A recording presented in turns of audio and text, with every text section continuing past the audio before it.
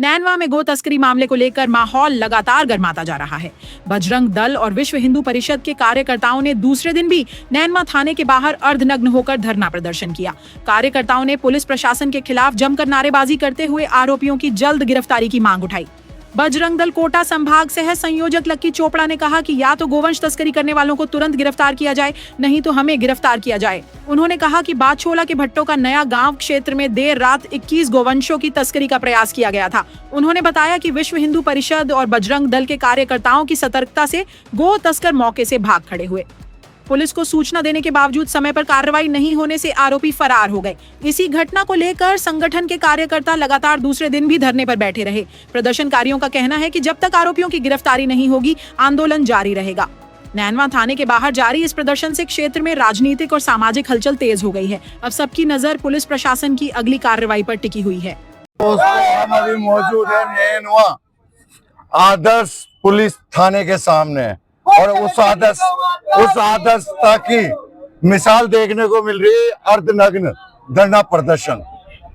ताज्जुब की बात है कि एक आदर्श पुलिस थाने के सामने कुछ गौ भक्त या यूं बोले कुछ नहीं, विश्व हिंदू परिषद और बजरंग दल के गौ भक्त कार्यकर्ता लोग आज उस सरकार के अंदर, जो सरकार अपने आप को गौ माता की सरकार बोलती है, जो हिंदुओं की सरकार बोलती है, उसके अंदर इनको अर्धनग्न होना पड़ रहा है। कितनी शर्म की बात है। और किस लिए? सिर्फ गौ माता को न्याय दिलाने के लिए, जो कि संवैधानिक तौर पर इस नीले और लाल रंग के निशान का कर्तव्य बनता है। और उस कर्तव्य का निर्वाह ना करते हुए पहली बार नैनवा के अंदर थाने के सामने इस तरीके से धरना लग रहा है और इस तरीके के प्रदर्शन हो रहे हैं। तो इनसे पूरी जानकारी लेते हैं और पूछते हैं कि आखिरकार ऐसी विडंबनाएं इनके सामने कैसे आई, क्यों हुआ और आज इनको अर्धनग्न होना क्यों पड़ रहा है। मतलब अर्धनग्न एक अंतिम छोर होता है, आत्महत्या से पहले का कार्य होता है, यूं मान लीजिए, वो अर्धनग्न प्रदर्शन होता है। तो हम बात करते हैं इन्हीं कार्यकर्ताओं से। पहले हम इनके विभाग से संयोजक से बात करेंगे। तो लक्की जी, क्या ये आज अर्धनग्न प्रदर्शन करने का क्या कारण है? इतना गंभीर कैसे हुआ? गंभीर का कारण ये है कि पुलिस को तो थोड़ी शर्म आ जाए। हमने कपड़े उतार दिए, हाथ जोड़ रहे हैं, रिक्वेस्ट कर रहे हैं 2 दिन से कि उन गो तस्करों को गिरफ्तार कर लो, इसमें संलिप्त दोषी पुलिस कर्मियों को सजा दे दो। ये भी नहीं कर पा रहे तो हमारी गिरफ्तारियां कर लो। हम इस हद तक आ गए हैं, कम से कम अब तो शर्म कर लो। मतलब जिस तरीके से आपने शर्तें रखी हो, तीनों में से एक भी शर्त पूरी नहीं कर पा रहे, तो इसका मतलब नैनवा थाना निष्क्रिय है, पूर्ण रूप से निष्क्रिय है। तो फिर इसके आदर्श के आगे निष्क्रिय पुलिस थाना लगा देना चाहिए था। बिल्कुल लगाना चाहिए है? बिल्कुल लगा देना चाहिए। तो आप लोगों की मांग को लेकर 24 घंटे के ऊपर हो चुके हैं। बिल्कुल दूसरा दिन है आज, दूसरा दिन है। हम यहीं रह रहे हैं, हम यहीं खा रहे हैं, यहीं सो रहे हैं। कम से कम अब तो सोचो, हम हमारे घर मकान खेत की लड़ाई नहीं लड़ रहे, हम गौ माता की लड़ाई लड़ रहे हैं। एक हिंदू का, हर हिंदू का अधिकार है, उस हिंदू के अधिकार की लड़ाई हम लोग लड़ रहे हैं। कम से कम शर्म कर लो पुलिस कर्मियों। पवन जी, क्या माहौल है? माहौल आप देख ही रहे हो। हम हमारा संघर्ष कर रहे हैं और करते रहेंगे जब तक हमें आश्वासन पूर्ति जवाब नहीं मिलेगा प्रशासन से, जब तक हमारा संघर्ष जारी रहेगा।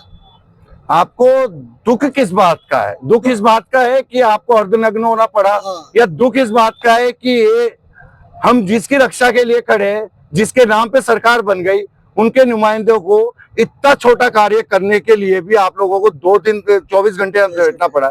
इन दोनों में से सबसे बड़ा दुख क्या है आपके नजर में? सबसे बड़ी विडंबना यही है ना कि अपनी इसमें होते हुए भी हमें ये प्रदर्शन करने की आवश्यकता हो रही है, और हमें अर्धनग्न प्रदर्शन करने की तो आवश्यकता होनी नहीं चाहिए।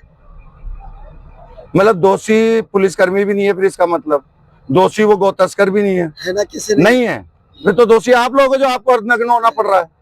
कर रहे हैं ना हम तो। है? आप आवाज क्यों उठा रहे हो?